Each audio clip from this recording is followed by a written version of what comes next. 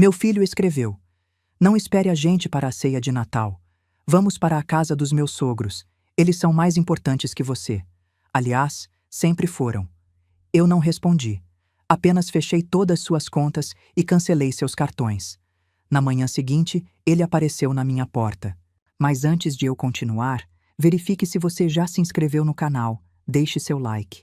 E me conte nos comentários de onde você está ouvindo minha história. Quero muito saber até onde ela já chegou.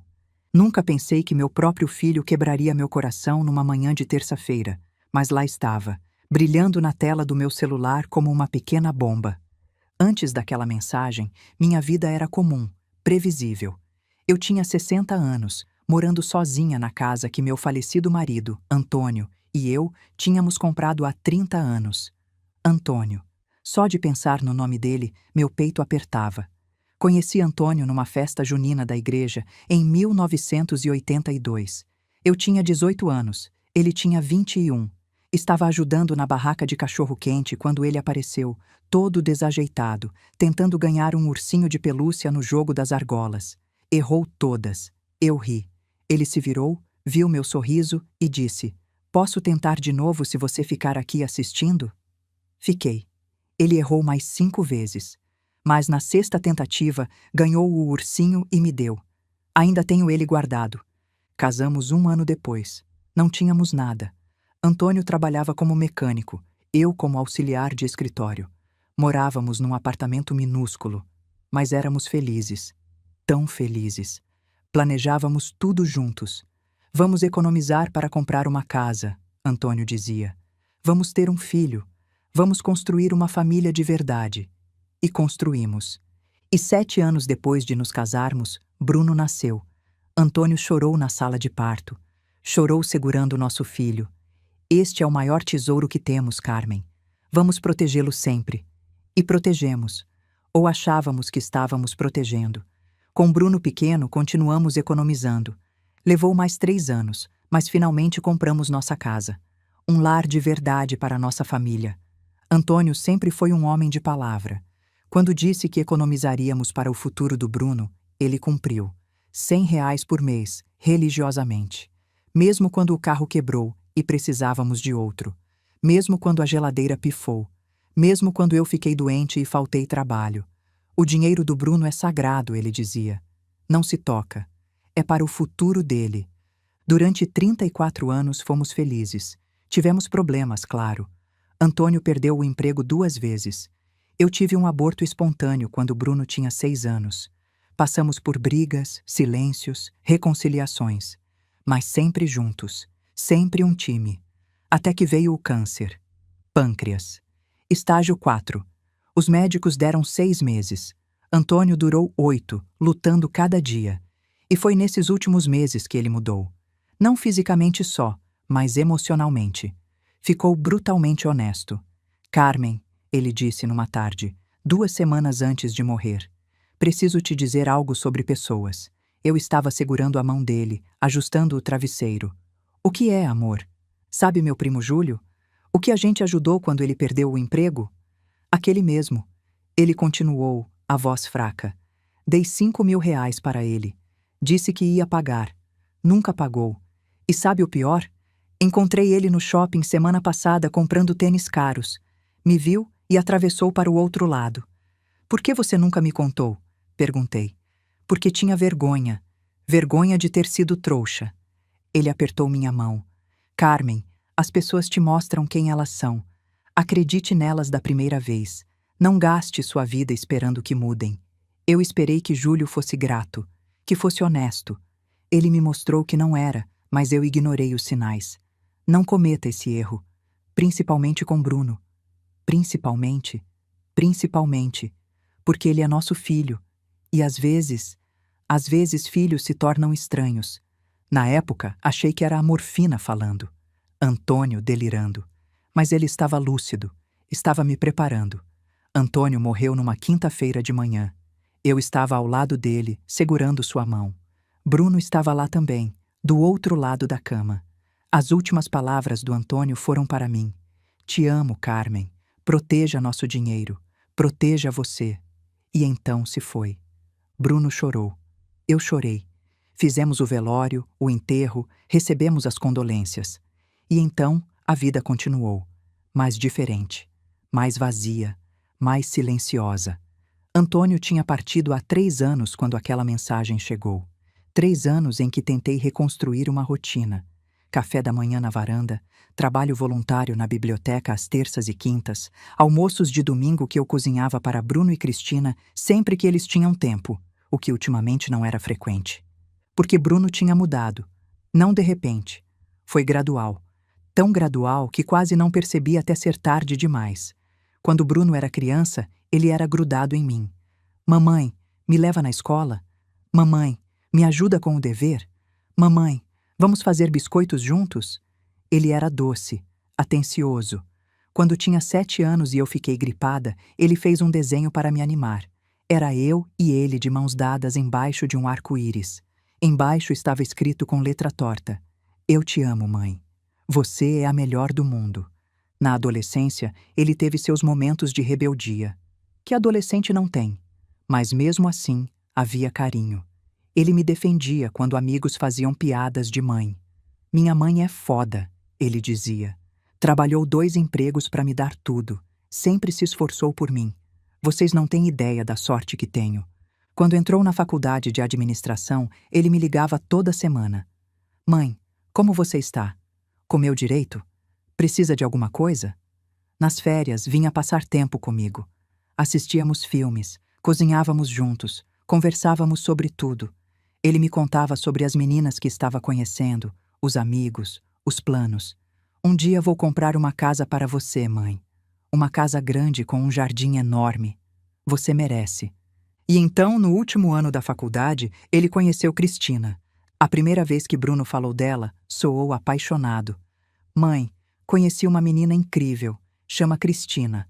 Ela é linda, inteligente, trabalha com marketing. Acho que é a certa, sabe? Fiquei feliz por ele. Meu filho encontrando o amor. Quando finalmente a conheci, 3 meses depois, ela parecia perfeita. Cristina chegou no domingo de almoço toda sorridente, com flores para mim. Carmen, posso te chamar de Carmen? Ou prefere que eu chame de mãe? Ouvi tanto sobre você. Bruno fala de você o tempo todo. Ela me abraçou apertado. Estava tão nervosa para te conhecer.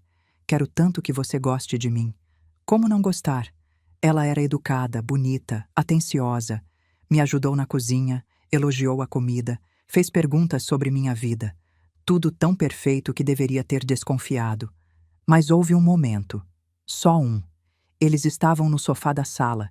Eu estava na cozinha lavando louça. A porta estava entreaberta. Ouvi a voz da Cristina, baixinha, mas clara.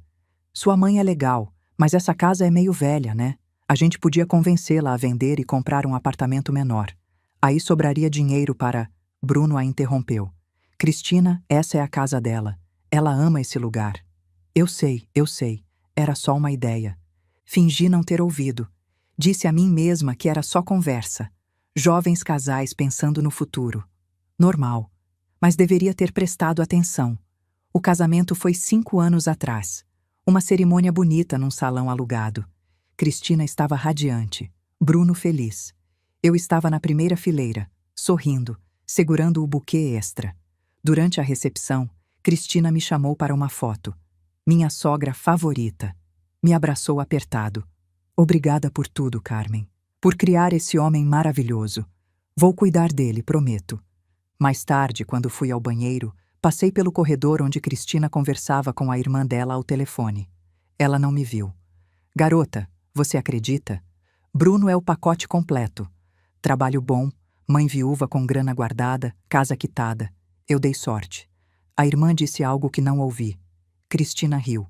Claro que eu amo ele, mas não vou negar que a situação financeira ajudou. Estou cansada de passar perrengue, sabe? Agora é nossa hora. Meu estômago revirou, mas, de novo, ignorei. Era o dia do casamento dela. As pessoas falam besteira quando estão nervosas, animadas. Não significava nada, ou significava tudo. Nos primeiros meses de casados, Bruno ainda era atencioso. Ligava 2 vezes por semana, vinha almoçar domingo sim, domingo não. Cristina vinha junto, sempre simpática, sempre elogiando. Mais devagar, as ligações espaçaram. 2 vezes por semana viraram uma. Uma virou quinzenal. Os almoços de domingo ficaram mensais. Quando eu ligava, Cristina atendia. Oi, Carmen. Bruno está no banho. Vou pedir para ele te ligar. Ele nunca ligava, ou ligava 3 dias depois. Desculpa, mãe. Trabalho está corrido. A gente se fala semana que vem. E então começaram os pedidos. Mãe, estamos precisando de ajuda. O carro velho quebrou de vez. A Cristina precisa de um confiável para ir trabalhar.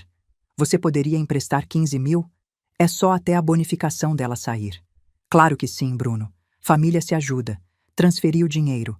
A bonificação nunca veio. Ou veio e eles não me pagaram. Nunca soube. 2 meses depois, outro pedido.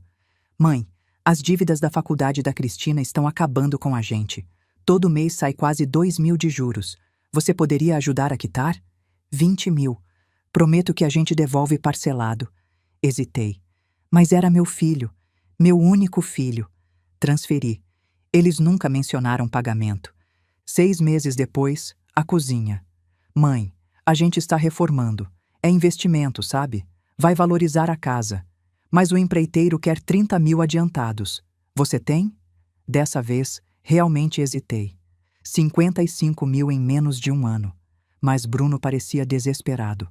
Por favor, mãe, você é a única que pode ajudar. Transferi. Nunca fui convidada para ver a cozinha pronta. E depois disso, silêncio. Semanas sem ligação. 1 mês inteiro. Quando finalmente consegui falar com Bruno, foi breve. Oi, mãe. Tudo bem? Tudo bem. E aí? Nada. Só queria saber de você. Que bom. Olha, preciso desligar. A gente se fala. Clique. Me senti pequena, invisível, como se tivesse me tornado inconveniente. E talvez tivesse.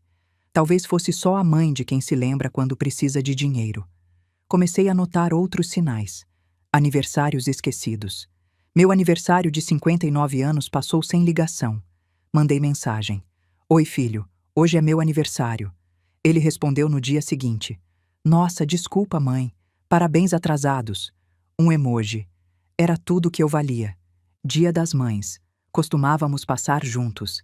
Ele sempre me dava flores. Fazíamos um almoço especial. Naquele ano, ele mandou flores por entrega. Nem veio. Mensagem. Estamos viajando. Aproveita as flores. Te amo. Viajando.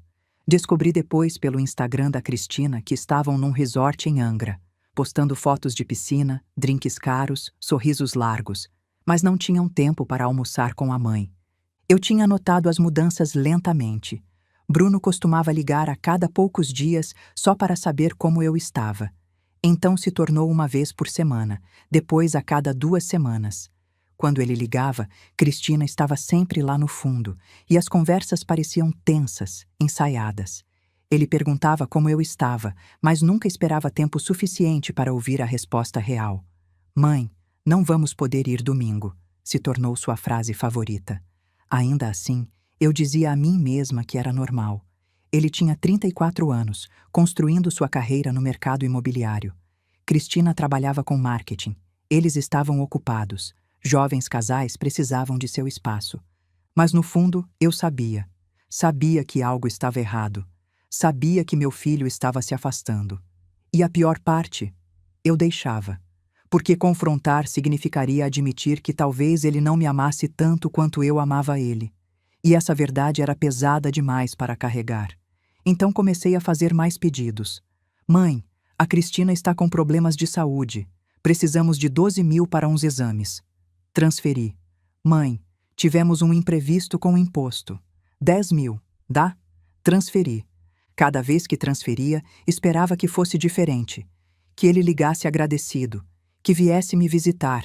Que dissesse, mãe, você salvou a gente. Te amo tanto. Mas não acontecia. Era só, obrigado, mãe, seguido de semanas de silêncio. 87 mil reais em 18 meses. E eu continuava esperando. Esperando ele voltar a ser o menino que desenhava arco-íris para mim. O adolescente que me defendia. O jovem que prometia me comprar uma casa com jardim. Mas esse Bruno tinha sumido. Ou talvez nunca tivesse existido. Então veio o ano novo. Não vamos poder ir, mãe. Os pais da Cristina estão recebendo. Tudo bem, eu disse, engolindo minha decepção. Talvez possamos ter nossa própria celebração no dia seguinte. Vamos ver. Eles nunca apareceram. Nunca ligaram. Quando mandei mensagem para o Bruno, ele respondeu 2 dias depois com um emoji de joinha. Um joinha para a mãe dele. Passei o ano novo sozinha, requentando um peito de peru comprado em mercado e assistindo filmes antigos. Disse a mim mesma que era só um feriado. O Natal seria diferente. O Natal sempre foi nossa época especial. Quando Bruno era pequeno, ficávamos acordados até meia-noite decorando a árvore juntos. Ele insistia em colocar a estrela no topo. Me levanta, mãe. Eu quero colocar.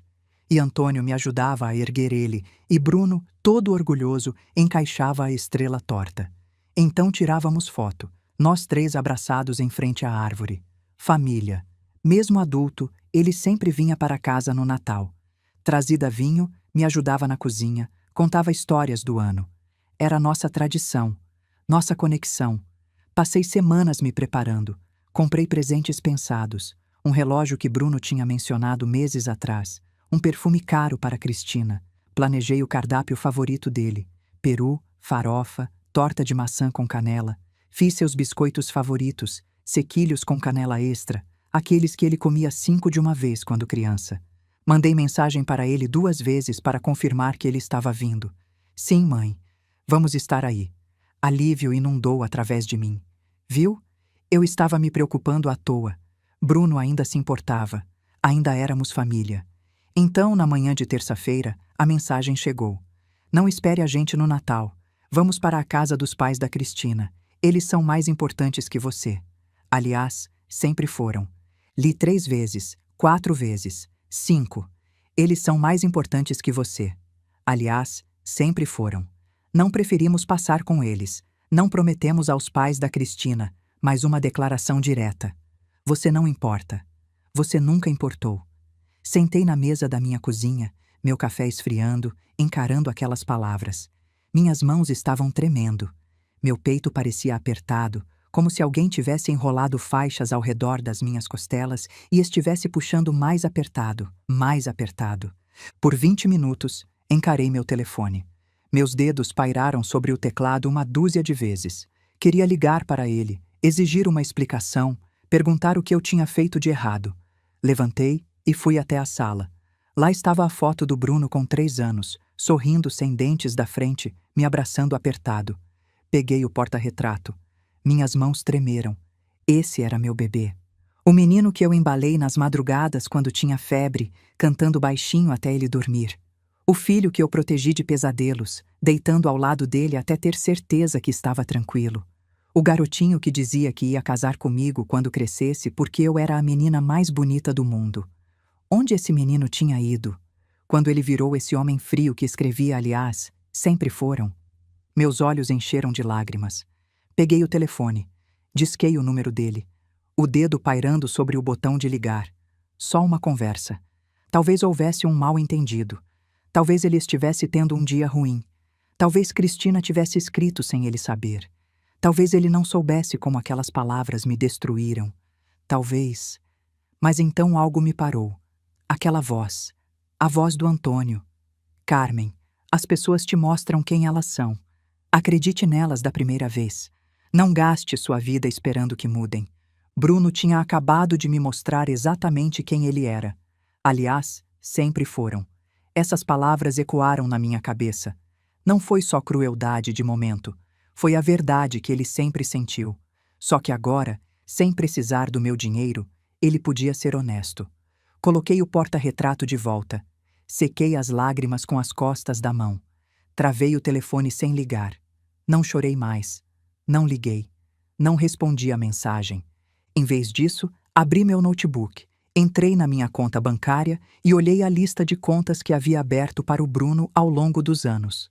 A conta poupança onde eu vinha depositando dinheiro desde que ele nasceu, a conta de investimento que Antônio e eu tínhamos aberto para seu futuro, a conta do mercado financeiro que adicionei no ano passado. Meus dedos estavam firmes agora.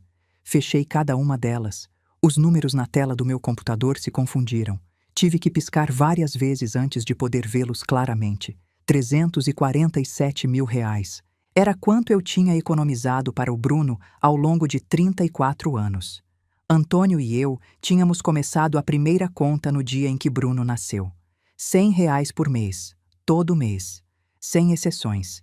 Mesmo quando o dinheiro estava apertado, mesmo quando tínhamos que pular nossas próprias férias ou dirigir nosso carro um ano extra, nunca perdemos um depósito. Isto é para o futuro dele, Antônio costumava dizer. Faculdade, casamento, casa, o que ele precisar. Continuei depois que Antônio morreu. Na verdade, aumentei os depósitos ao longo dos anos conforme meu salário crescia. E com os rendimentos acumulados e a correção monetária, o fundo cresceu bem além dos depósitos mensais. Bruno era meu único filho, minha única família. E agora, com 3 cliques, transferi cada centavo para uma nova conta, uma somente com meu nome. Minha mão se moveu para o mouse novamente. A conta conjunta que abrimos há 2 anos, aquela que Bruno me convenceu que precisávamos para emergências, mostrava um saldo de 83 mil reais. Dinheiro que eu tinha depositado ao longo dos meses para o caso de. Ele tinha acesso total a ela. Mudei as configurações da conta, removendo o nome dele. Então transferi esse dinheiro também. 430 mil reais agora completamente fora do alcance dele. Sentei para trás na minha cadeira, meu coração batendo forte. O que eu tinha acabado de fazer? Meu telefone vibrou. Uma mensagem da minha vizinha, Mariana. Jogo de cartas quinta-feira. Precisamos de uma 4ª pessoa. Ignorei. Não conseguia pensar em jogos de cartas agora. Em vez disso, abri uma planilha e comecei a documentar tudo. Cada empréstimo, cada transferência, cada promessa de pagamento que nunca se materializou.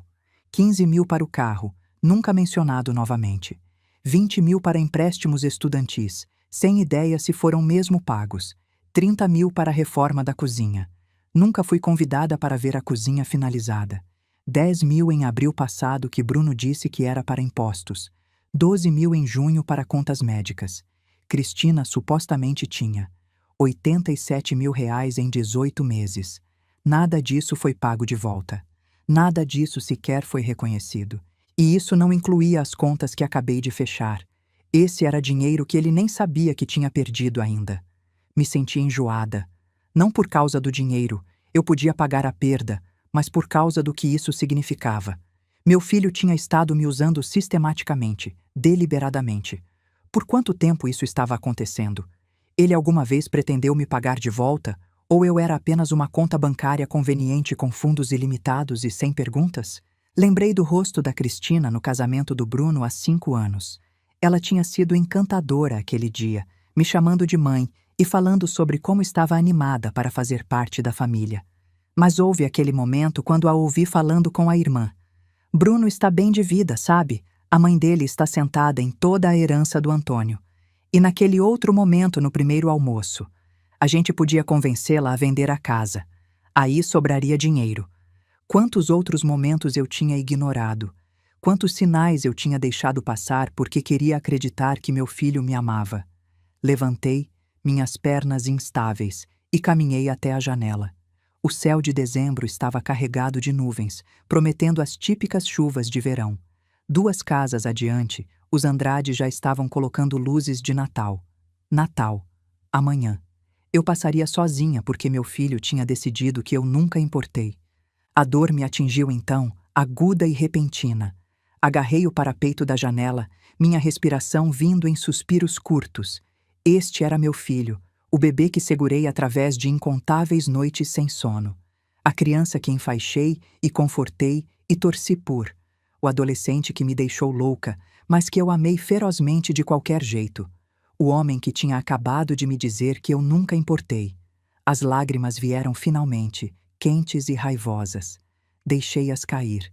Fiquei naquela janela e chorei pelo filho que perdi. Se ele alguma vez realmente tinha sido a pessoa que eu pensava que era.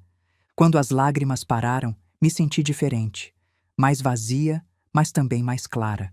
Não ia deixar isso me destruir. Não seria a mãe patética que continuava dando e dando enquanto seu filho pegava e pegava. Criei Bruno para ser melhor que isso. Se ele escolheu este caminho, isso era com ele. mas eu me protegeria. Sequei meu rosto e voltei para meu computador. Precisava de um advogado, não qualquer advogado, alguém especializado em direito de família e planejamento patrimonial. Também precisava de documentação, cada mensagem de texto, cada e-mail, cada extrato bancário mostrando as transferências. À meia-noite, tinha tudo organizado numa pasta na minha área de trabalho. Encontrei 3 advogados que tinham excelentes avaliações. Anotei perguntas para fazer a eles. Até comecei a rascunhar um novo testamento porque se Bruno e Cristina pensavam que eu era apenas uma velha indefesa que poderiam manipular, estavam prestes a aprender o contrário. Meu telefone vibrou novamente. Desta vez olhei, uma mensagem do Bruno. Te vejo em breve. Encarei aquelas 3 palavras. Te vejo em breve. Depois do que ele disse. O que isso sequer significava? Então entendi. Ele ainda não sabia. Não sabia que fechei as contas. Não sabia que movi o dinheiro. Ele pensava que tudo ainda estava igual. Sorri. Só um pouquinho. Deixe-o pensar isso. Deixe-o vir. Eu estaria pronta.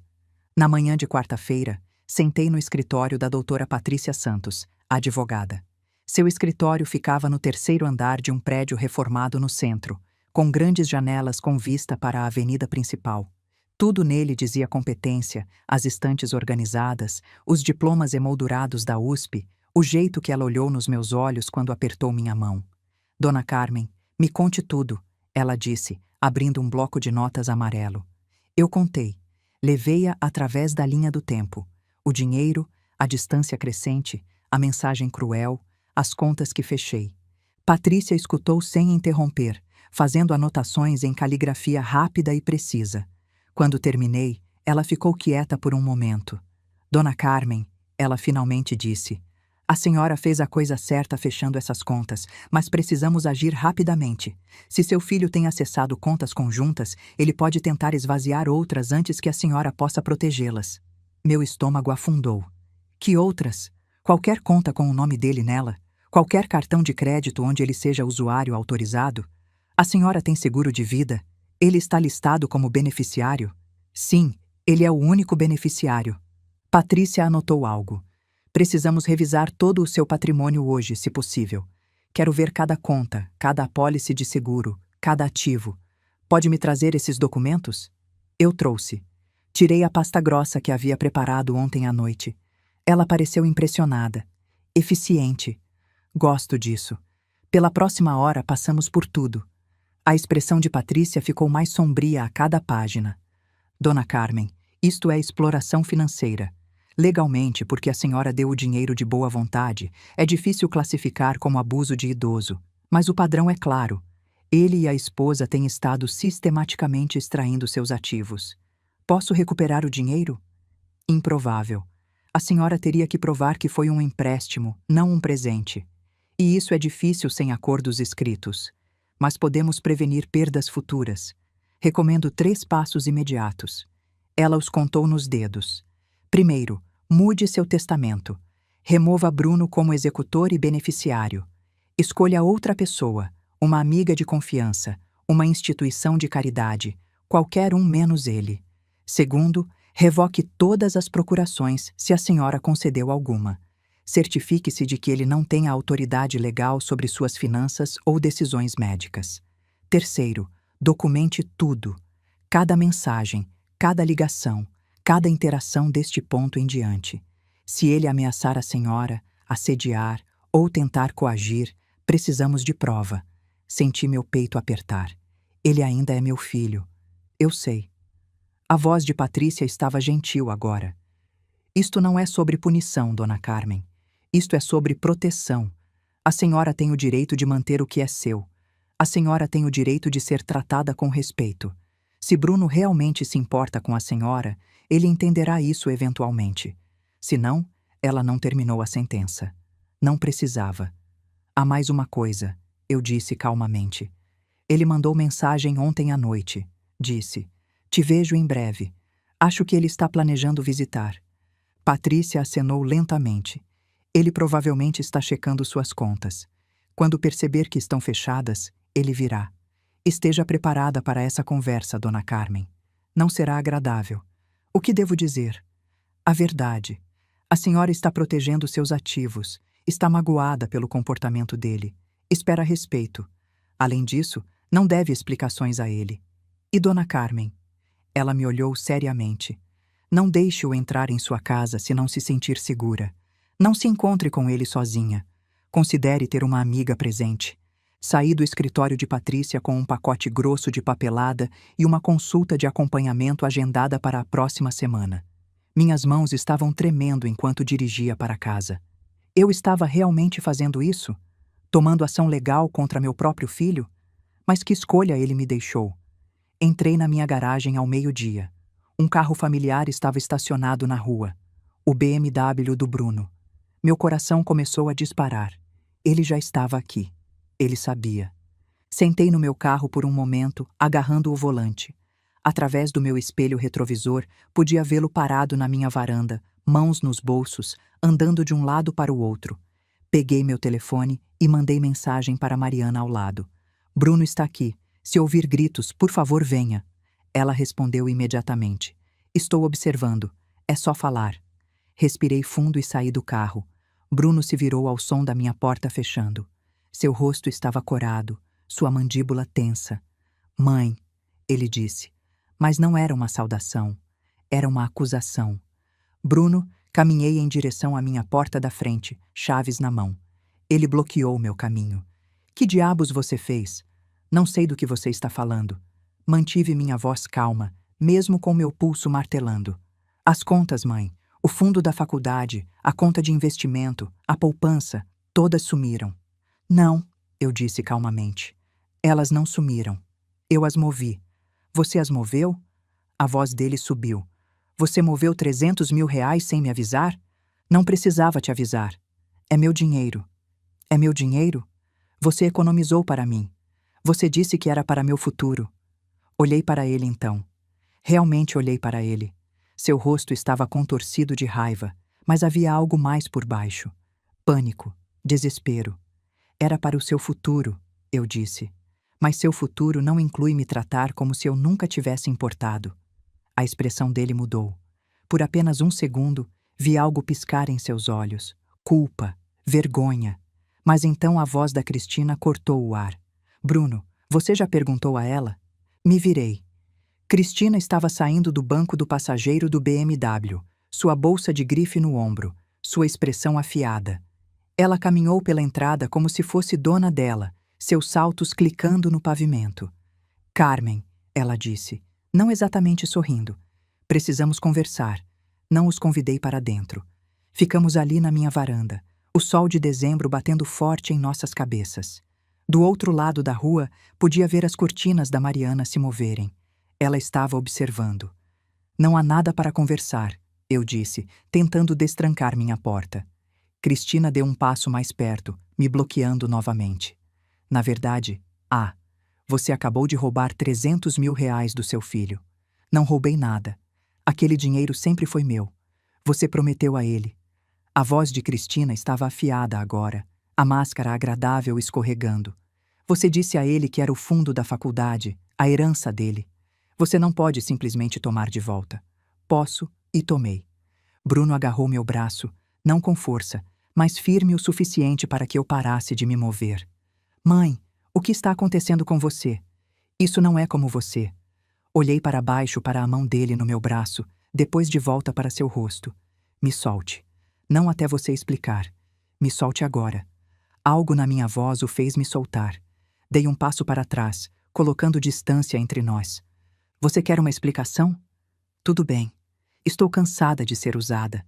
Estou cansada de dar e dar enquanto você pega tudo e não oferece nada em retorno. Nem respeito básico. Nós não usamos você. Cristina começou. 87 mil reais em 18 meses. Interrompi. Carro, empréstimos estudantis, reforma da cozinha, impostos, contas médicas. Devo continuar? Quanto disso vocês pagaram de volta? Eles ficaram quietos. Era o que eu pensava. Cruzei meus braços.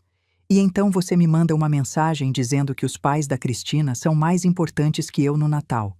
Que, aliás, sempre foram. Então sim, Cristina, Movi meu dinheiro para contas onde só eu posso acessá-lo, porque aparentemente não posso confiar no meu próprio filho.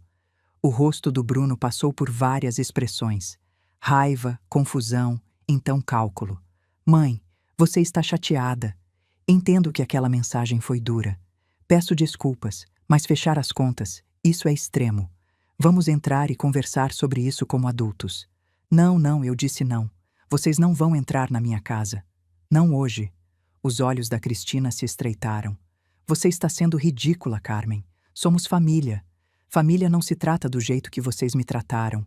Ah, por favor, Cristina estourou. Você tem se fazendo de vítima há meses. Coitada de mim. Meu filho está muito ocupado. Ninguém me ama. Você sabe como é exaustivo?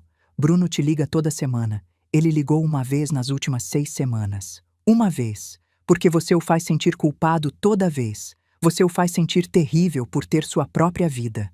Minhas mãos estavam tremendo agora, mas de raiva, não de medo. Saiam da minha propriedade. Mãe. Bruno tentou de novo. Eu disse: saiam da minha propriedade. Os dois. Tudo bem. Cristina agarrou o braço do Bruno. Quer jogar assim? Tudo bem, mas vai se arrepender disso, Carmen. Aquele dinheiro deveria ser do Bruno.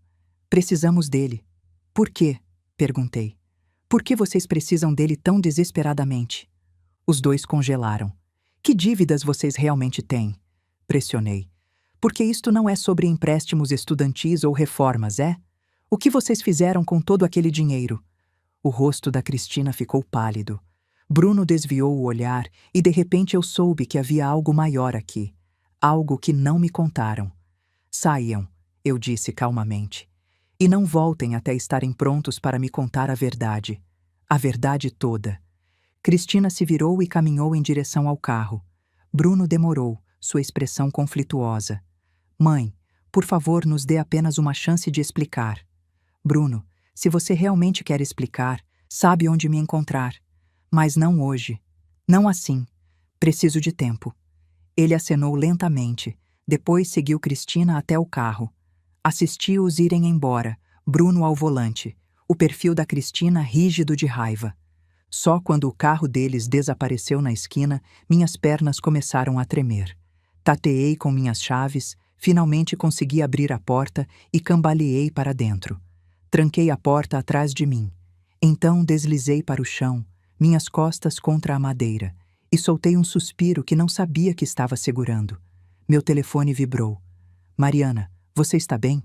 Quer que eu vá aí? Respondi a mensagem. Estou bem. Obrigada por observar. Mas não estava bem. Não realmente. Acabara de mandar meu filho embora da minha porta. Confrontei-o sobre dinheiro e mentiras e manipulação. Vi o pânico real nos olhos da Cristina quando perguntei sobre as dívidas deles. No que eles tinham se metido? E mais importante, o que fariam a seguir? Os próximos dias passaram num silêncio estranho e oco. Não ouvi do Bruno, não ouvi da Cristina. Meu telefone ficou silencioso, exceto por mensagens preocupadas da Mariana e algumas amigas da biblioteca. Passei quinta de manhã me encontrando com Patrícia novamente, assinando o Novo Testamento que deixava tudo para um mix de instituições de caridade e a irmã do meu falecido marido, tia Joana. Bruno foi mencionado apenas para explicitamente excluí-lo de herdar qualquer coisa. Isso entra em vigor imediatamente, Patrícia explicou, e estou registrando no cartório hoje. Acenei, minha caneta pairando sobre a linha de assinatura. Era isso, o passo final, a declaração definitiva de que não seria mais manipulada. Assinei. Sexta-feira, não saí da cama até meio-dia. O peso de tudo pressionava sobre mim. Tinha me defendido. Sim, protegi meus ativos, mas também cortei algo com meu filho, algo que talvez nunca fosse reparado. Sábado, Mariana insistiu que eu fosse para o jantar. Não queria, mas ela não aceitou não como resposta. Você precisa de comida e precisa de companhia, ela disse firmemente. 7 horas. Não me faça ir te arrastar até lá. Fui. Seu marido José fez lasanha e sentamos na cozinha aconchegante deles falando sobre qualquer coisa exceto Bruno. Era exatamente o que eu precisava. Domingo de manhã, acordei me sentindo diferente, mais forte. A dor ainda estava lá, mas embaixo dela havia algo sólido, algo que parecia determinação. tinha feito a coisa certa. O que quer que acontecesse a seguir, tinha me protegido e não me desculparia por isso. Fiz café, sentei na minha varanda aproveitando a brisa da manhã e assisti o bairro acordar. Meu telefone tocou. Número desconhecido. Quase não atendi, mas algo me fez pegar. Dona Carmen, uma voz masculina desconhecida. Aqui é o delegado Silva da Delegacia de Polícia Civil. Estou ligando sobre uma investigação de fraude envolvendo seu filho, Bruno Silva. A senhora tem um momento para conversar? Agarrei o telefone mais forte. Investigação de fraude? Sim, senhora. Sinto ligar assim, especialmente tão perto dos feriados. Podemos nos encontrar? Prefiro discutir isso pessoalmente. 20 minutos depois, o delegado Silva estava sentado na minha sala de estar. Ele estava na casa dos 40, com olhos cansados e um rosto gentil que provavelmente tinha ouvido histórias tristes demais. Dona Carmen, a senhora está ciente de que seu filho pediu falência há 7 meses atrás? A sala inclinou. O quê? Ele e a esposa listaram dívidas totalizando pouco mais de R$ 600.000. Cartões de crédito, empréstimos pessoais, uma segunda hipoteca na casa deles. A justiça nomeou um administrador para revisar seus ativos e passivos. R$ 600.000. O número ecoou na minha cabeça. Durante a revisão, o delegado Silva continuou. O administrador encontrou irregularidades, grandes depósitos em dinheiro que não foram declarados, compras caras feitas depois do pedido de falência. Seu filho alegou que não tinha ativos familiares, nenhum apoio financeiro, mas nossa investigação sugere o contrário. Ele puxou uma pasta. Dentro estavam extratos bancários, contas do Bruno. Destacados em amarelo estavam os depósitos de mim. 15.000, 20.000, 30.000. Mas havia mais. O delegado virou uma página. Aqui, Dona Carmen, destacado em laranja, uma compra de um Audi A5 em março passado. Valor, R$ 120.000. Ele declarou à justiça que não tinha carro. Meu estômago revirou. E aqui? Ele apontou. Uma viagem para Cancún em abril. 2 passagens, hotel 5 estrelas, R$ 15.000, declarado como despesa médica essencial. Ele continuou virando páginas. Compras em lojas de grife, jantar em restaurante caro 3 vezes por semana, ingressos para shows, cinema, eventos. Tudo depois de declarar falência. Tudo escondido. E mais, ele puxou outro documento. Encontramos uma conta corrente em nome da Cristina apenas. Ela recebeu transferências do Bruno totalizando R$ 80.000 nos últimos 6 meses. Achamos que ele estava movendo dinheiro para esconder dos credores. Incluindo meu dinheiro? Perguntei, a voz fraca. Incluindo seu dinheiro, ele confirmou. Dona Carmen, seu filho não estava desesperado. Estava vivendo bem acima das possibilidades e usando sua generosidade para financiar um estilo de vida que não podia pagar. E quando os credores vieram, declarou falência e mentiu sobre tudo. Ele não reportou nada disso à justiça, Silva disse calmamente. Isso é fraude de falência, Dona Carmen. É crime grave. Me senti nauseada. Eu não sabia. Juro que não sabia nada disso. Acredito na senhora. Por isso estou aqui. Precisamos de sua cooperação. Precisamos de documentação de cada transferência que fez para seu filho nos últimos 2 anos. Datas, valores, propósitos, e precisamos saber se ele a coagiu de alguma forma ou fez alegações falsas sobre por que precisava do dinheiro. Pensei em todas as mentiras, os empréstimos estudantis que provavelmente não existiam, as contas médicas que nunca me foram mostradas, as reformas que nunca vi. Ele mentiu, eu disse. Sobretudo. O delegado Silva acenou. Suspeitávamos. E não é a primeira vez. Como assim? Ele respirou fundo. Fizemos uma busca mais profunda. O pai da Cristina, Sr. Matos, entrou em contato conosco há 3 meses. Disse que emprestou R$ 50.000 para o casal há 2 anos. Nunca foi pago de volta. Quando pressionou, Cristina cortou contato com a família. Eles fizeram isso com o próprio pai dela? Isso mesmo. E há mais. Uma tia do Bruno, irmã do seu falecido marido, também relatou empréstimo não pago. R$ 30.000. Tia Joana? Ela nunca me contou. Provavelmente não queria preocupar a senhora. Mas quando soube da nossa investigação, veio depor. Dona Carmen, seu filho e a esposa têm um padrão. Eles pedem dinheiro emprestado de familiares, usam histórias emocionais, prometem pagar e desaparecem. A senhora não foi a primeira vítima, mas pode ser a última se testemunhar. Dona Carmen, preciso perguntar, a senhora fechou recentemente várias contas que seu filho tinha acesso? Sim, esta semana. Isso provavelmente a salvou de perder muito mais. O administrador teria apreendido quaisquer ativos conjuntos. Seu filho pode ter estado planejando esvaziar essas contas antes que fossem descobertas. A traição cortou mais fundo. Não era apenas ganância, era roubo calculado, planejado, repetido. O que acontece agora? Perguntei. Continuamos nossa investigação. Podemos precisar que a senhora testemunhe se for a julgamento. Enquanto isso, sugiro fortemente que corte todos os laços financeiros com seu filho e esposa. Não aceite ligações pedindo dinheiro. Não concorde com empréstimos ou presentes. Documente tudo. E Dona Carmen? Ele pausou. Prepare-se. Quando pessoas assim ficam desesperadas, elas fazem qualquer coisa. Elas mentem, manipulam, ameaçam. Proteja-se. Ele se levantou para sair, então pausou na porta. Dona Carmen, a senhora não fez nada de errado aqui. Pais querem ajudar seus filhos. Isso é normal. Seu filho explorou isso. Isto é com ele, não com a senhora. Depois que saiu, sentei em silêncio por um longo tempo. Tia Joana, o pai da Cristina. Quantas outras pessoas eles tinham enganado? Quantas outras famílias destruídas? Segunda à tarde, a campainha tocou. Olhei pelo olho mágico e vi Cristina parada ali sozinha, segurando um pequeno presente embrulhado. Não abri a porta. Carmen. Sua voz estava suave, implorando.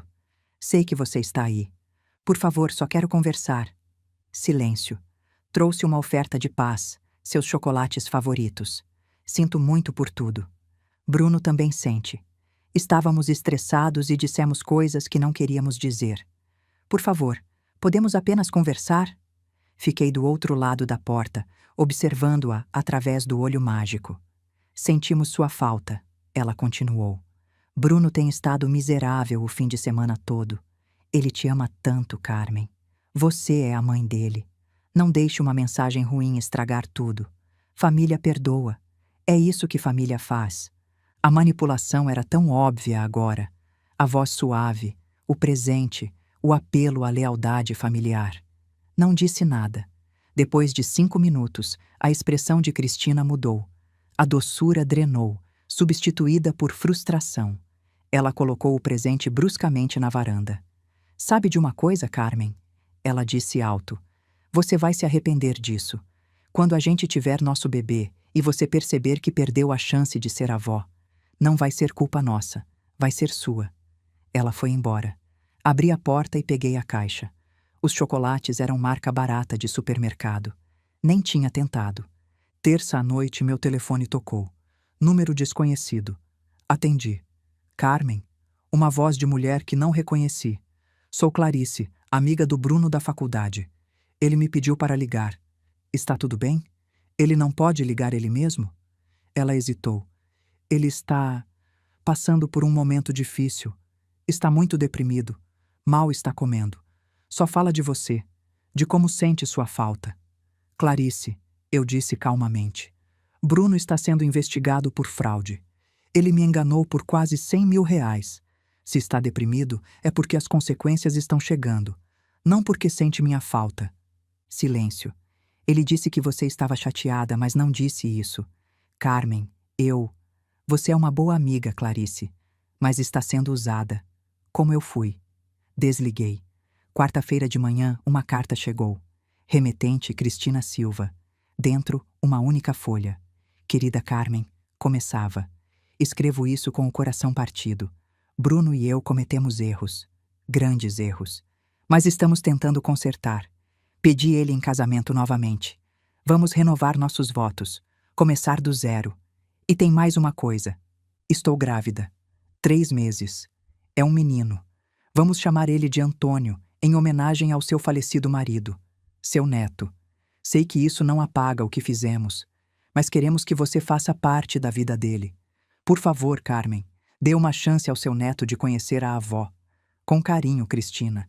Liguei para Patrícia imediatamente. Ela enviou uma carta dizendo que está grávida. Excelente. Patrícia soou satisfeita. Isso é evidência. Tentativa de manipulação emocional. Guarde tudo. Quinta-feira, Bruno apareceu no meu trabalho voluntário na biblioteca. Eu estava organizando livros quando o vi parado na porta. Meu coração disparou. Mãe, ele começou. Você não pode estar aqui, eu disse. Tenho ordem de... Não tem ordem ainda, ele interrompeu. Só quero conversar. 5 minutos. As pessoas estavam olhando. Não queria fazer cena. 5 minutos. Lá fora. Fomos para o estacionamento. Ele parecia terrível. Olheiras profundas, barba por fazer, roupas amarrotadas. Mãe, ele disse, a voz quebrando. Eu estraguei tudo. Eu sei disso. Mas, por favor, me escute. A Cristina está grávida. É verdade. Não é mentira dessa vez. Você vai ser avó. E eu quero que nosso filho te conheça. Quero que ele saiba que tipo de mulher incrível sua avó é. Olhei para ele. Realmente olhei. Procurando algum sinal do menino que eu criei. Do homem que Antônio esperava que ele fosse. Não vi nada. Só desespero. Só manipulação. Bruno, eu disse calmamente. Se Cristina está mesmo grávida, eu desejo tudo de bom para vocês. Mas não serei parte disso. Você me mostrou quem você é. Acredito em você agora. Mas, mãe, sem mas. Você mentiu. Você roubou. Você fez isso não só comigo, mas com tia Joana, com o pai da Cristina, com quem sabe quantas outras pessoas. Um bebê não muda isso. Ele ficou pálido. Você sabe da tia Joana? Sei de tudo, Bruno. A fraude de falência, as compras escondidas, o Audi, Cancún, tudo. Lágrimas encheram seus olhos. Eu posso explicar? Não, não pode. Porque não há explicação que justifique. Virei para ir embora. Ele agarrou meu braço. Mãe, espera. Me soltei. Não me toque. E não volte aqui. Se vir você de novo, chamo a polícia.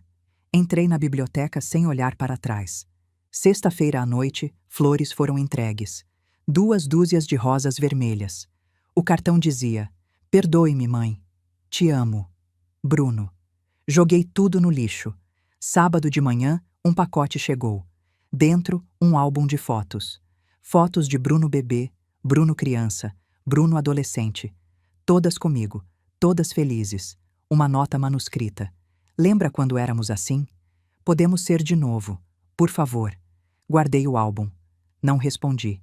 Domingo, recebi um e-mail de uma conta que não conhecia. Assunto: a verdade sobre Bruno. Abri com cautela. Carmen, começava. Meu nome é Fábio. Sou ex-sócio do Bruno. Soube que ele está tendo problemas com você e acho que você merece saber a verdade. Bruno me convenceu a investir em um negócio imobiliário há 2 anos. Disse que seria lucro garantido. Investi 80 mil. O negócio não existia. Bruno sumiu com meu dinheiro. Tentei processá-lo, mas ele declarou falência. Perdi tudo. Só quero que saiba que você não está sozinha. Ele fez isso com muitas pessoas. Cuidado. O e-mail tinha anexos, contratos assinados, mensagens, evidências. Patrícia já havia me conectado com as autoridades após nossa primeira consulta, então encaminhei tudo para o delegado Silva. Domingo à noite, véspera da audiência de ordem de restrição, recebi uma ligação. Dona Marta, a mãe da Cristina. Carmen? Ela soou cansada. Sei que não tenho direito de ligar, mas precisa saber. Cristina não está grávida. Nunca esteve. É mentira. Eu encontrei os testes falsos que ela comprou pela internet. Confrontei ela. Ela confessou. Disse que era o último recurso para conseguir seu dinheiro. Carmen, minha filha está doente. Não fisicamente, mas moralmente. E eu tenho culpa. Mimei ela demais. Nunca a ensinei valores. Agora ela arruinou a vida dela e do Bruno. Sinto muito. Muito mesmo. Obrigada por me contar, eu disse. Dona Marta, não é sua culpa. Cristina é adulta. Faz suas escolhas. Mas obrigada por ser honesta comigo. De nada. E Carmen, cuide-se. Eles estão desesperados. E pessoas desesperadas são perigosas. A audiência da ordem de restrição foi agendada para a segunda seguinte. Sentei no tribunal com Patrícia ao meu lado. minhas mãos dobradas no colo. A sala estava mais cheia que esperava. Tinha gente na galeria. Alguns conhecidos da biblioteca, curiosos. Mariana, é claro. E, para minha surpresa, tia Joana e o Sr. Matos, o pai da Cristina. Bruno e Cristina entraram com sua advogada, uma mulher de aparência afiada em um terno caro. Eles não olharam para mim. A juíza entrou. Todos se levantaram. Sente-se. A juíza Fernanda Rodrigues era uma mulher de cabelos grisalhos, expressão severa, olhos que não perdoavam tolice. Estamos aqui para a petição de ordem de restrição. Quem representa a peticionária? Patrícia se levantou. Eu, meritíssima, Patrícia Santos. E a defesa? A outra advogada se levantou. Doutora Flávia Mendes, meritíssima. Muito bem. Doutora Santos, apresente o caso. Patrícia levou a juíza através de tudo. As transferências documentadas totalizando R$ 87 mil. As contas fechadas. A mensagem de texto cruel com o aliás sempre foram. Os confrontos na varanda. A alegação falsa de gravidez, agora confirmada falsa pela própria mãe da Cristina. As tentativas de manipulação. As flores. O álbum. As ligações através de terceiros. A emboscada na biblioteca. Doutora Mendes tentou interromper. Meritíssima, isto é... Silêncio, a juíza cortou. Você terá sua vez. Continuou falando sem ser solicitada novamente e será removida. Doutora Mendes sentou, o rosto vermelho. Patrícia continuou. Além disso, meritíssima, Dona Carmen foi contatada pelo Ministério Público e pela Polícia Civil. Há investigação criminal em curso. Fraude de falência. Os réus estão desesperados e demonstraram padrão de assédio crescente. Quando Patrícia terminou, a juíza olhou para a doutora Mendes. Sua vez. Doutora Mendes se levantou, alisando o terno. Meritíssima, reconhecemos que houve tensão familiar. Mas meu cliente ama profundamente sua mãe. A mensagem foi enviada em momento de estresse. Foi erro de julgamento. Quanto ao dinheiro, foram presentes dados voluntariamente. Meu cliente nunca forçou. Foram empréstimos. Eu interrompi. Com promessas de pagamento. A juíza me olhou.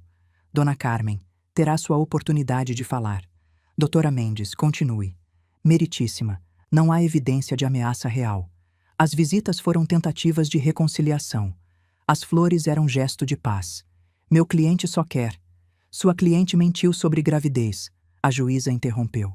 Isso consta nos autos. Doutora Mendes hesitou. Foi mal entendido. Mal entendido. A mãe dela confirmou que era mentira deliberada. Silêncio. Continua, doutora Mendes. Meritíssima, peço que considere o contexto. Esta é uma mãe e filho. Família. Ordens de restrição são extremas e... Doutora Mendes, a juíza disse friamente. Notei que não negou nenhuma das alegações. Apenas pediu clemência familiar. Isso me diz tudo. Vou ouvir os envolvidos agora. Senhor Bruno Silva, levante-se. Bruno se levantou, tremendo. A juíza abriu uma pasta. Senhor Silva, enviou mensagem à sua mãe em dezembro com os dizeres, citação, eles são mais importantes que você, aliás, sempre foram. Isso está correto? Sim, meritíssima. Mas eu... Sim ou não apenas? Sim. Aceitou R$ 87 mil de sua mãe em 18 meses? Sim. Pagou alguma quantia de volta? Não, mas... Sim ou não? Não. Pediu falência em maio deste ano? Sim. Reportou as transferências de sua mãe à Justiça de Falências? Bruno olhou para a advogada. Ela deu um aceno quase imperceptível. Não, meritíssima. A juíza fechou a pasta. Sente-se. Senhora Cristina Silva, levante-se. Cristina se levantou, tentando parecer confiante, mas falhando. Está grávida, senhora Silva? Eu... estava. Tive um aborto. Quando? Na semana passada. Tem documentação médica? Atestado? Alguma prova? Cristina olhou para o chão. Ainda não peguei. A juíza olhou para Patrícia. Doutora Santos, a senhora tem evidência contrária? Tenho, meritíssima. Declaração juramentada de Dona Marta Ferreira, mãe da Ré, confirmando que a gravidez era falsa desde o início. Patrícia entregou o documento. A juíza leu em silêncio. Então olhou para Cristina com desprezo visível. Senhora Silva, A senhora mentiu sobre gravidez para extorquir dinheiro de uma idosa? Não foi extorsão. Cristina explodiu. Foi tentativa de... A voz alta em meu tribunal. A juíza bateu o martelo. Senhora Silva, controle-se ou será removida. Cristina respirou fundo, tentando se acalmar. Mas eu vi a raiva fervendo. Foi tentativa de quê? A juíza pressionou. De fazer ela entender, Cristina disse, a voz quebrando. Estamos perdendo tudo. A casa, o carro, tudo. Precisamos de ajuda. Ela tem mais de 400 mil reais parados no banco e não quer ajudar o próprio filho. E por que a senhora acha que ela deve? Porque ele é filho dela. Família ajuda família. Vocês ajudaram ela? Silêncio constrangido. Responda, senhora Silva.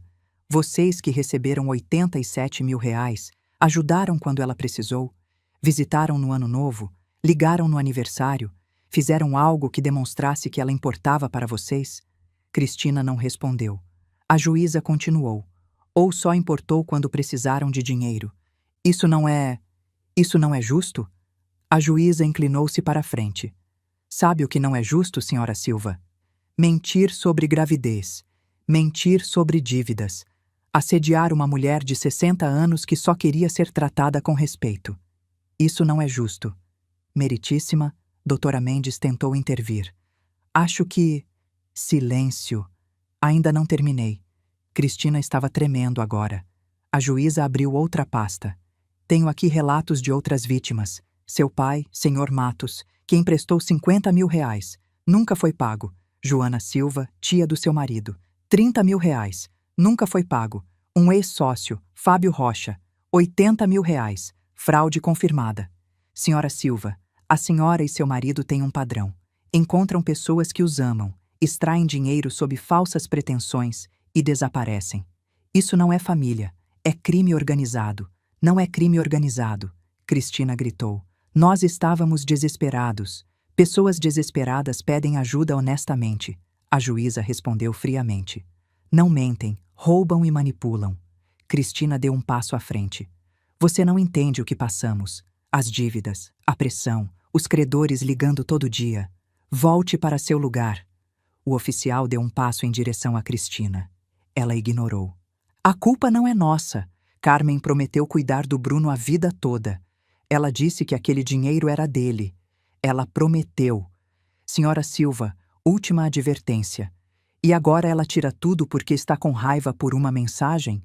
Uma? Ela está sentada numa fortuna enquanto estamos perdendo nossa casa. Isso é crueldade. Isso é... Oficial, remova a SRA. Silva. O quê? Cristina olhou ao redor em choque. Você me chame de mentirosa? Estou dizendo a verdade. Ela é egoísta. Uma velha egoísta que quer controlar o filho para sempre. O oficial agarrou o braço de Cristina. Ela tentou se soltar. Me solta. Eu tenho direito de falar. Você está em desacato ao tribunal, a juíza disse, a voz gelada. Será removida e pode enfrentar acusação criminal se continuar. Não me importo. Cristina estava gritando agora. Todo mundo precisa saber. Ela arruinou a gente. Arruinou nosso casamento. Nosso futuro. Tudo porque é uma... Remova-a, agora. 2 oficiais agarraram Cristina. Ela lutou, gritando. Solta. Vocês não podem fazer isso. Eu sou a vítima aqui. A vítima. Eles a arrastaram pelo corredor. Seus gritos ecoavam. Carmen, você vai pagar por isso. Vai se arrepender. Quando estivermos na rua, será culpa sua. Sua. A porta bateu. Silêncio absoluto no tribunal. Podia-se ouvir uma agulha cair. A juíza respirou fundo. Senhor Silva, tem algo a dizer em sua defesa? Bruno estava pálido, em choque. Levantou-se lentamente. Meritíssima, Ele olhou para mim. Pela primeira vez realmente me olhou. Lágrimas escorriam pelo seu rosto. Mãe, ele disse, a voz quebrando. Eu estraguei tudo. A juíza bateu o martelo suavemente. Senhor Silva, dirija-se ao tribunal, não à sua mãe. Desculpa. Ele enxugou os olhos com as costas da mão. Meritíssima minha esposa, ex-esposa em breve, está certa sobre uma coisa. Estamos perdendo tudo. A casa, o carro, a dignidade. Mas ela está errada sobre o resto. A culpa não é da minha mãe. É minha. Toda minha. Ele respirou fundo, tremendo. Há 3 anos meu pai estava morrendo de câncer. Eu tinha 31 anos. Uma noite, ele me chamou no quarto dele. Disse: Bruno, cuida da sua mãe. Ela vai ficar sozinha. Promete que vai cuidar dela.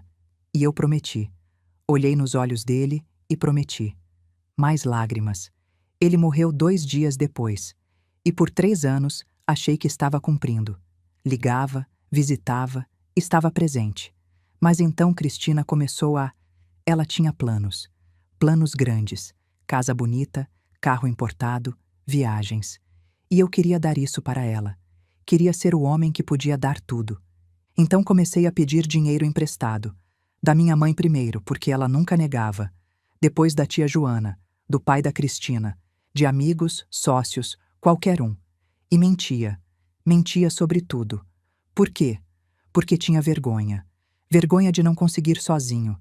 Vergonha de estar afundando. Quanto mais afundava, mais mentia. E agora? Ele olhou ao redor do tribunal. Agora perdi tudo. A casa, o casamento, a dignidade. Mas o pior, ele me olhou novamente. O pior é que perdi minha mãe.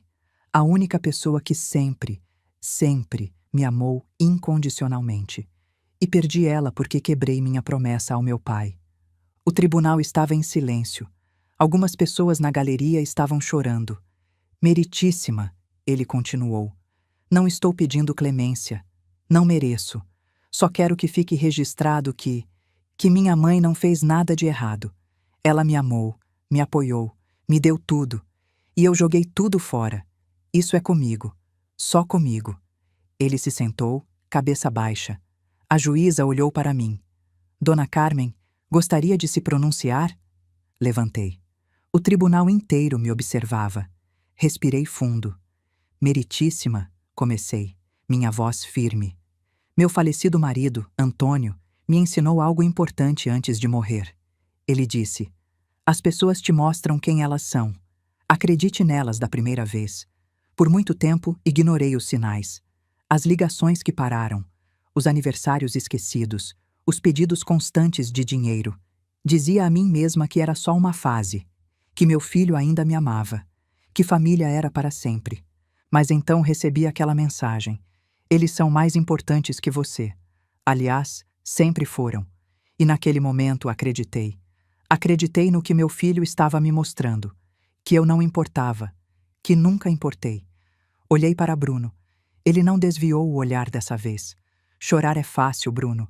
Arrependimento é barato. O que é caro, o que é difícil, é mudança real. É fazer diferente. É reconstruir confiança. E isso leva anos. Não dias, não semanas. Anos. Meritíssima, não quero punir meu filho. Mas preciso me proteger. Preciso de distância. Preciso de tempo para curar. E se ele realmente quer mudar, ele entenderá isso. Ele respeitará isso. Sentei.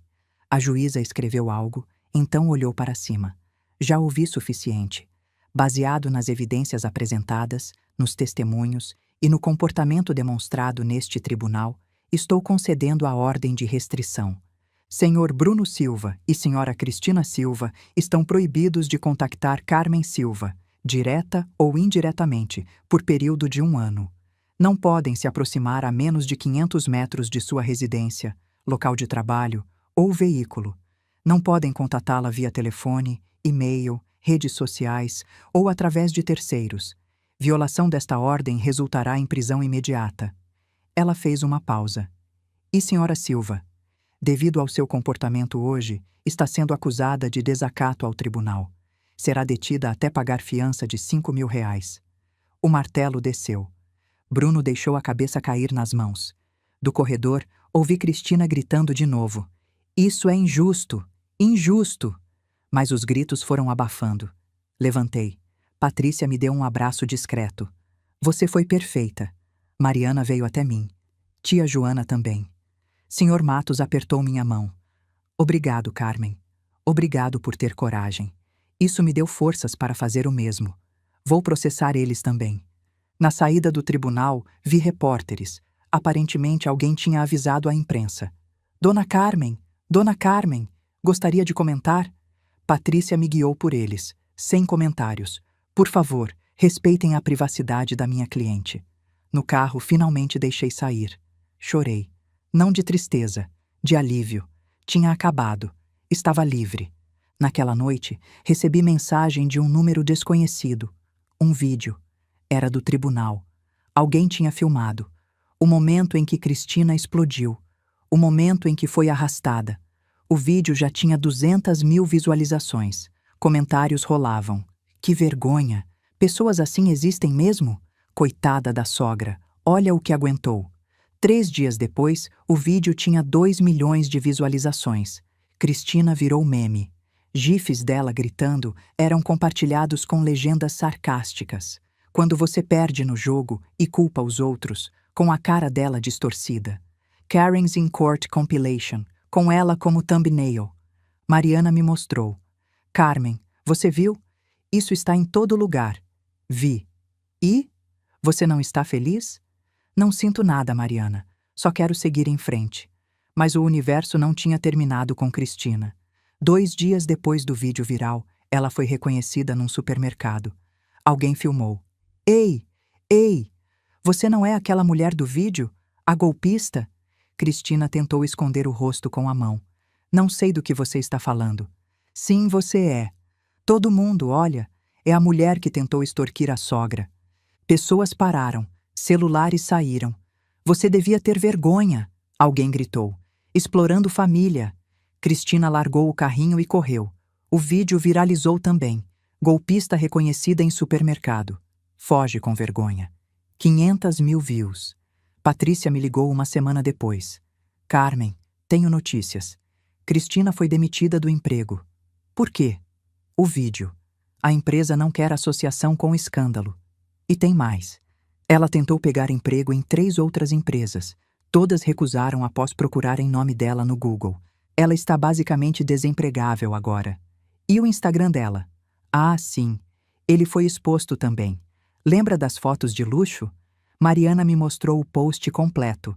Alguém investigou tudo.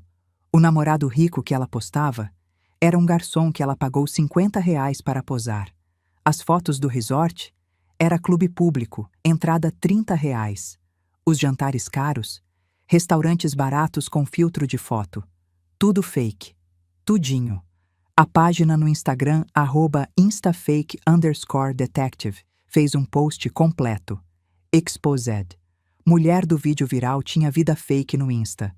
Comparações lado a lado. A verdade versus a mentira. 800.000 curtidas. Comentários destruindo ela. Patética. Vivendo mentira para impressionar quem? Imagina acordar todo dia mentindo assim. Triste. Cristina deletou o Instagram. Mas as capturas de tela ficaram. Espalhadas. Eternas. Fevereiro trouxe o julgamento do Bruno. 3 dias no tribunal. Mas dessa vez, assisti. Queria ver. Precisava de encerramento. A acusação apresentou evidências. Montes de evidências. Os depósitos não declarados. As compras caras. As mentiras documentadas. Testemunhas depuseram. Tia Joana, voz tremente. Emprestei R$ 30.000 porque confiava nele. Era sobrinho do meu irmão falecido. Nunca imaginei. Senhor Matos, o pai da Cristina, amargo. 50.000. Minhas economias de aposentadoria. Minha filha me disse que era emergência médica. Era mentira. Fábio, o ex-sócio, furioso. Ele me convenceu a investir 80.000 em negócio que não existia. Perdi tudo.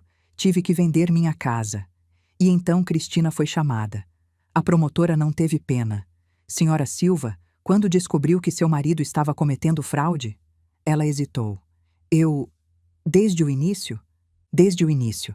E participou ativamente? Ajudei, mas... Sim ou não, senhora Silva? Sim. Mentiu para a sogra sobre estar grávida? Sim, mas... Mentiu para seu próprio pai? Eu... Sim. Criou contas bancárias secretas para esconder dinheiro dos credores? Sim. A promotora virou para o júri. Senhoras e senhores, esta não é vítima de circunstâncias. É participante ativa e calculista de fraude prolongada. Na defesa, a advogada do Bruno tentou. Ele estava sob pressão financeira. Tomou decisões ruins. Mas não teve intenção criminosa de... Ele escondeu R$ 87 mil da Justiça de Falências. A promotora cortou. Comprou carro de 120 mil após declarar falência. Viajou para Cancún. Jantou em restaurantes caros. Onde está a falta de intenção? A advogada não teve resposta. O júri deliberou 4 horas. Voltaram. Culpado. Em todas as 3 acusações. Bruno não reagiu. Apenas olhou para baixo. A sentença veio 1 semana depois. 3 anos de prisão. Restituição de R$ 260 mil às vítimas. Liberdade condicional possível após 18 meses de bom comportamento. E Cristina? Imunidade em troca de testemunho. Mas ela tinha seus próprios problemas. Divórcio em processo, sem emprego, sem dinheiro, sem amigos. Viral na internet como golpista. Ela destruiu a própria vida. Em maio, recebi carta do Bruno. A primeira das 7 que ele mandaria. Páginas e páginas manuscritas. Desculpas, explicações. Vício em jogo que começou pequeno. Dívidas em cassinos online. Vergonha demais para pedir ajuda. Então, mais mentiras, mais dívidas. Espiral. No final, um pedido. Não de dinheiro, não de visita. Só perdão. Mãe, dizia, não espero que me perdoe. Não mereço. Mas um dia, quando sair daqui, quero ser alguém que você poderia perdoar. Vou trabalhar nisso. Todo dia. Li 3 vezes. Guardei na gaveta. Não respondi. Junho trouxe mais notícias de Cristina. Através da rede de fofoca de cidade pequena, Mariana ouviu. Cristina tentou vender as bolsas de grife que tinha. Foi num brechó de luxo. A dona reconheceu ela do vídeo. Desculpa, não aceitamos mercadorias de você. Mas são Louis Vuitton legítimas. A senhora acha que vou arriscar a reputação da minha loja aceitando produtos de alguém famosa por fraude? E se são roubadas? Se são compradas com dinheiro roubado? Saia. Cristina foi a 5 brechós. Todos recusaram. Acabou vendendo online. Por 20% do valor. Precisava de dinheiro desesperadamente. O BMW? Arrancado pelo banco. A casa? Em processo de execução. Ela voltou a morar com os pais. Mas até isso era tenso. Dona Marta me contou num encontro casual. Ela está aqui, mas mal falo com ela. Ainda está culpando você, culpando Bruno, culpando todo mundo menos ela mesma. Não aprende. Agosto. Bruno me escreveu de novo. Mais curta dessa vez. Mãe, estou sóbrio há 6 meses. Frequentando jogadores anônimos aqui na prisão. Trabalho na biblioteca. Leio muito. Especialmente sobre como reconstruir confiança, ser melhor, fazer diferente. Não sei se vai servir de algo quando sair. Mas estou tentando. Espero que esteja bem. Te amo. Guardei com as outras. Setembro trouxe meu aniversário de 61 anos. Mariana fez festa surpresa. Meu clube do livro, vizinhos, amigas da biblioteca, bolo caseiro, champanhe barata, presentes bobos mas sinceros, uma camiseta. Apesar de tudo, ela persistiu. Ri. É perfeita. Naquela noite, sentada sozinha na varanda, pensei no ano que passou. Tinha perdido meu filho, mas ganhei a mim mesma. Tinha chorado, mas também cresci. Tinha sido traída, mas também fui libertada. Novembro. O oficial de condicional do Bruno ligou. Dona Carmen, Bruno será solto em dezembro. 2 meses de bom comportamento. Comportamento exemplar, na verdade. Ele pediu permissão para enviar uma última carta, explicando planos de soltura, assegurando que não a contatará. Tudo bem. A carta chegou. Formal. Respeitosa.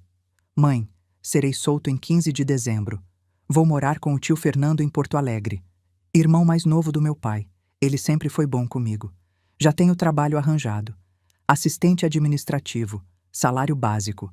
Mas é honesto. Começo. Prometo não contatá-la. Vou respeitar a ordem de restrição mesmo depois que expirar. Você pediu distância. Darei isso. Mas quero que saiba, trabalharei para pagar restituições. Primeiro a você, depois tia Joana, senhor Matos, todos. Pode levar anos, décadas, mas vou pagar. Porque é certo, porque devo, porque é o mínimo. Obrigado por tudo que fez por mim. Desculpe por tudo que fiz com você. Com amor e arrependimento, Bruno. Li. Suspirei. Guardei. Fechei a gaveta. Dezembro chegou. Não com tristeza como o ano anterior, mas com paz. Comprei árvore pequena. Decorei sozinha. Fiz peru só para mim. Sequilhos de canela. Mariana e José me convidaram para passar o dia com eles. Aceitei. Foi bom. Diferente. Mas bom. À noite, sozinha de novo, sentei na varanda com vinho. Olhei estrelas. Pensei no Antônio. Fiz certo, amor? Perguntei ao vento. Acho que sim. Acho que você estaria orgulhoso. O verão chegou. Janeiro. Fevereiro. Vida continuou. Trabalho voluntário na biblioteca expandiu.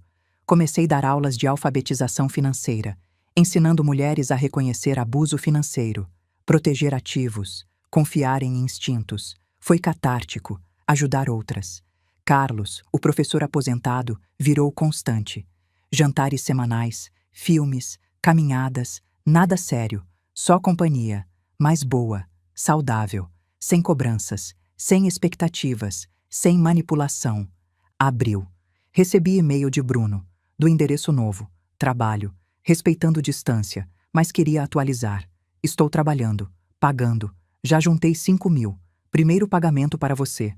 Posso transferir? Respondi. Curto. Pode. Transfira. Mas não responda. Ainda preciso de distância. Transferiu. 5.000. Primeira parcela de 87.000. Levaria anos. Mas era começo. Maio. Tia Joana me visitou. Tomamos chá. Conversamos. Ela olhou para mim. Você está diferente, Carmen. Mais leve.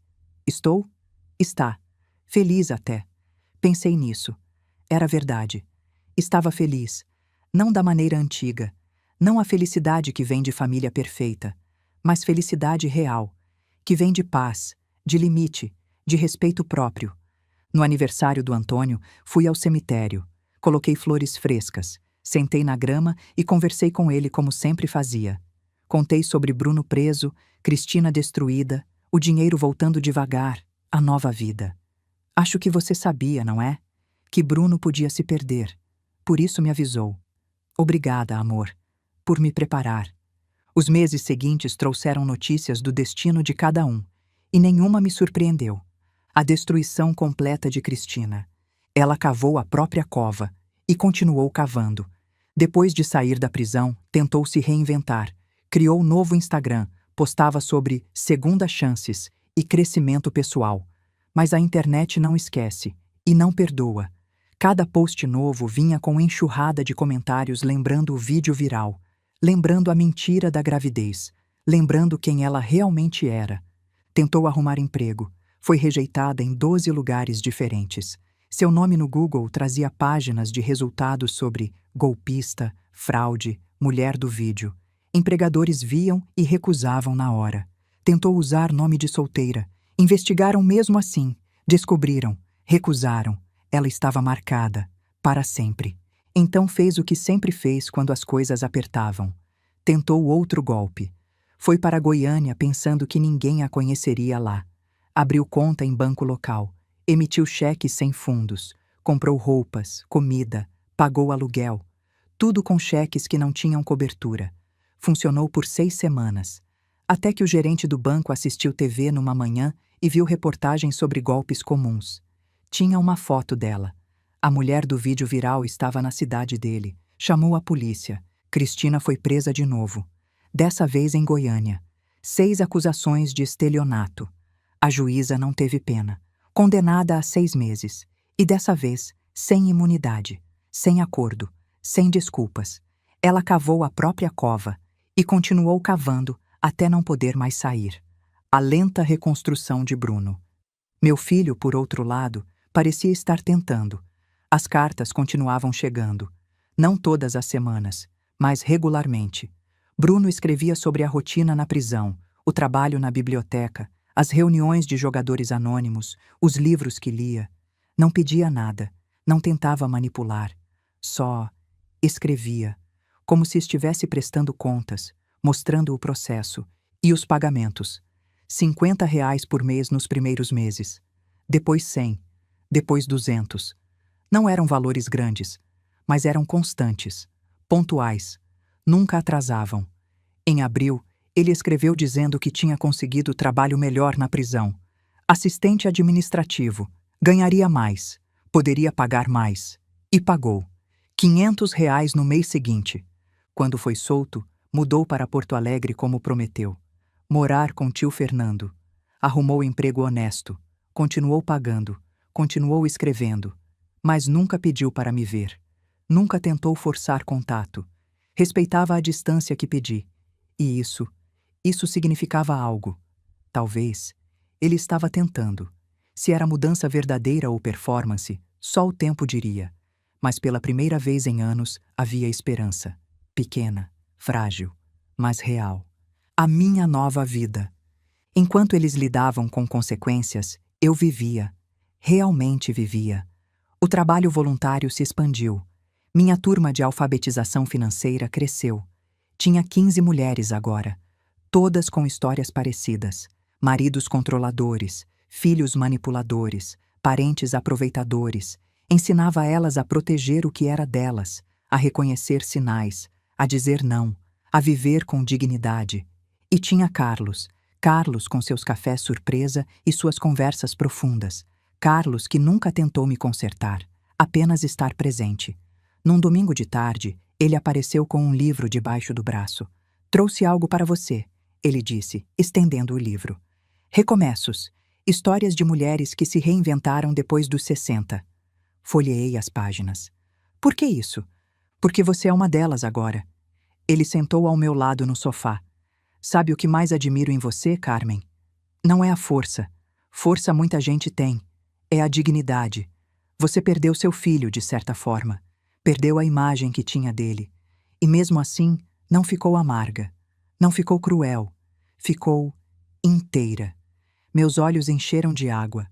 Não me sinto inteira. Mas está. Ele segurou minha mão. Está mais inteira do que a maioria das pessoas que conheço.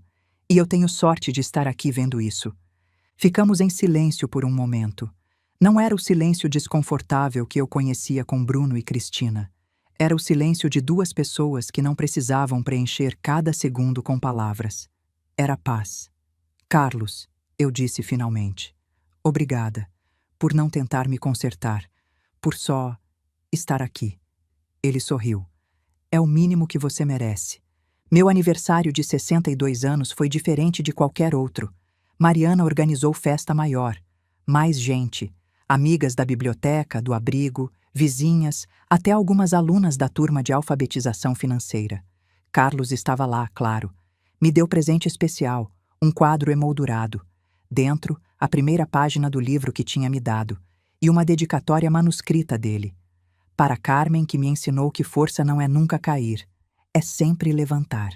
Chorei, mas eram lágrimas de felicidade, de pertencimento, de amor que não cobrava nada em troca. Então chegou a carta da Cristina. Envelope simples, letra caprichada. Carmen, começava.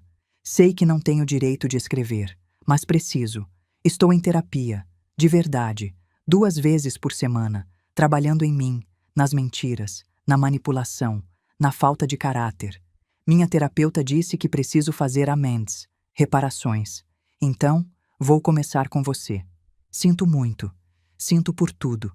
Pela ganância, pelas mentiras, por ter envenenado Bruno contra você, por ter destruído sua confiança, por ter tirado seu filho. Não peço perdão. Não mereço. Só queria que soubesse que vejo agora. Vejo o que fiz. E tenho que viver com isso. Todo dia. E merecidamente. Também queria dizer, vou pagar minha parte.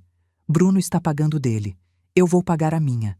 R$ 18.000 em 3 anos. R$ 50 por mês. É tudo que posso. Mas vou pagar. Espero que um dia, talvez, você possa pensar em mim sem raiva. Não com carinho. Só sem raiva. Seria suficiente. Atenciosamente, Cristina. Li a carta 3 vezes. As palavras certas. O tom certo. Exatamente o que uma terapeuta diria para escrever. Mas conhecia Cristina, conhecia suas máscaras. Guardei a carta numa gaveta. 2 semanas depois, Mariana apareceu com o celular na mão. Carmen, você precisa ver isso. Era o Instagram. Uma conta nova. Ara Cristina. Transforma Cal. A foto de perfil era ela segurando um livro de autoajuda. Scrollei pelos posts. Foto dela meditando. Legenda sobre encontrar paz interior. Foto dela escrevendo num diário. Legenda sobre processo de cura. E então vi um post com foto de um envelope. A legenda dizia: aprendendo a pedir perdão. Hoje escrevi para minha ex-sogra.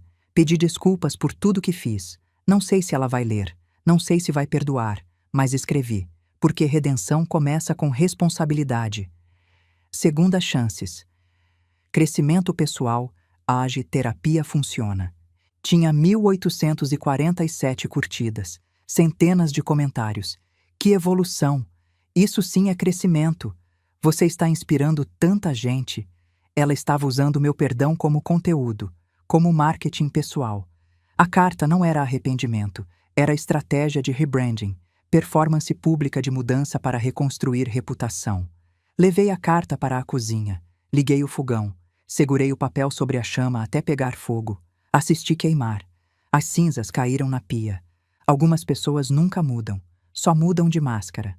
Quando a ordem de restrição expirou, Bruno poderia ter me contatado, mas não contactou. Respeitou meu espaço, continuou pagando, continuou escrevendo suas cartas sem exigir resposta. Isso era diferente. Isso era real. Mas Cristina continuava sendo exatamente quem sempre foi.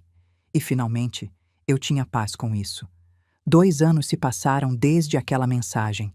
2 anos desde que tudo desmoronou. E reconstruiu. Diferente. Melhor. Quando chegou dezembro de novo, Mariana me perguntou se passaria Natal com eles. Aceitei. Mas antes, precisava fazer uma última coisa. O quê? Vou ao cemitério. Falar com Antônio. Contar que sobrevivi. Que ficou tudo bem. Que ele estava certo. Fui. Coloquei flores frescas. Sentei na grama. Antônio, comecei. Faz 2 anos. 2 anos desde que tudo mudou. Você me avisou. Disse para acreditar quando pessoas mostrassem quem são. Bruno mostrou. E eu acreditei. Doeu. Meu Deus, como doeu. Mas foi certo. Porque agora estou livre. Livre da manipulação. Livre da dor constante. Livre para viver. Bruno está tentando mudar. Acho. Espero. Mas não é minha responsabilidade mais. Ele é adulto. Faz escolhas. Vive consequências. E eu escolho paz. Escolho respeito. Escolho a mim. Obrigada, amor, por me ensinar isso, por me preparar, por me amar o suficiente para ser honesto, mesmo quando estava morrendo. Te amo. Sempre amarei. Mas agora vou viver. De verdade. Levantei. Limpei lágrimas. Sorri. Virei e fui embora. Não olhei para trás. E aqui estou, quase 62 anos, viúva, mãe de filho preso, ex-sogra de golpista viral. E sabe de uma coisa? Estou bem, melhor que bem. Estou feliz, de verdade, porque aprendi. Amor sem respeito é manipulação. Família não dá direito de abusar. Bondade sem limite é fraqueza. E a coisa mais corajosa que você pode fazer? Dizer não. Para quem ama. Para quem deveria amar você. Para quem tira, mas não dá. Dizer não. E seguir em frente. Meu filho fez escolhas. Eu fiz as minhas. Ele está pagando consequências. Eu estou vivendo recompensas. Não me arrependo. Nem um pouco. E você? O que faria? Continuaria dando até não ter mais nada? Ou traçaria linha e defenderia o que é seu? Pense nisso, porque em algum lugar alguém está te usando, te manipulando, te tratando como caixa eletrônico emocional ou financeiro. E você sabe. No fundo, você sabe. A pergunta é: vai acreditar? Vai agir? Ou vai esperar até perder tudo? Não espere. Proteja-se. Defenda-se. Valorize-se. Porque você merece. Merece respeito. Merece honestidade. Merece ser amado de verdade. Não só quando é conveniente. Não só quando tem algo a oferecer. Sempre. Obrigada por ouvir minha história. Se ajudou alguém a encontrar força, valeu tudo. E lembre-se, quem te trata como caixa eletrônico não merece sua herança. Não merece sua lealdade. Não merece você. Feche as contas. Todas elas. Literal e figurativamente. E viva. realmente viva. Cuidem de vocês mesmos. Vocês merecem.